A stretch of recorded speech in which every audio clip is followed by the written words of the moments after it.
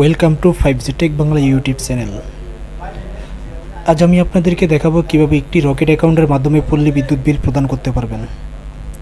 আমরা হয়তোবা আগে যারা রকেট অ্যাকাউন্টের মাধ্যমে পল্লী বিদ্যুৎ বিল প্রদান করেছি তা থেকে এখন কিছু একটা পরিবর্তন হয়েছে।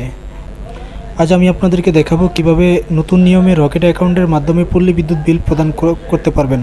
প্রথমে আমরা একটি অ্যাপস ওপেন করে নিব। ওপেন করার পরে এরকম একটি ইন্টারফেস চলে আসবে। তো আমরা এখান থেকে বিল পেতে ক্লিক করব।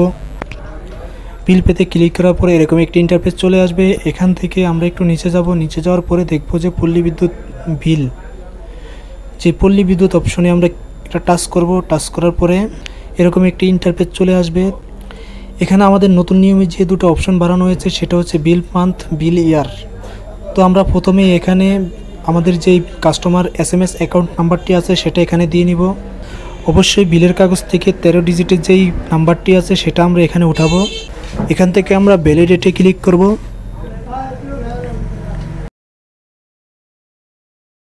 ক্লিক করার পরে আমাদের এখানে বিলের যে টাকার পরিমাণটা আছে এখানে এটা শো করবে।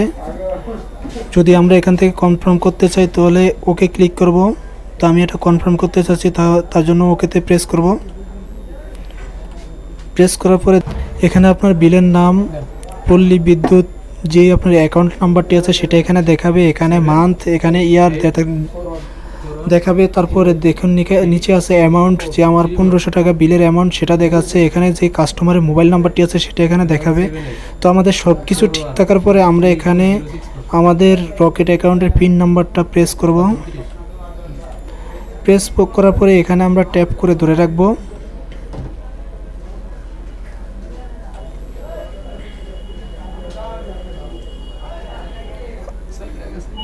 তো আমাদের এখানে পল্লী বিদ্যুৎ বিলটি পরিশোধ হয়ে গেছে। তো আপনারা চাইলে নতুন নিয়মে এভাবে পল্লী বিদ্যুৎ বিল পরিশোধ করতে পারেন। ভিডিওটি ভালো লেগে থাকলে অবশ্যই আমার চ্যানেলটি সাবস্ক্রাইব করুন এবং লাইক, কমেন্ট, শেয়ার করুন।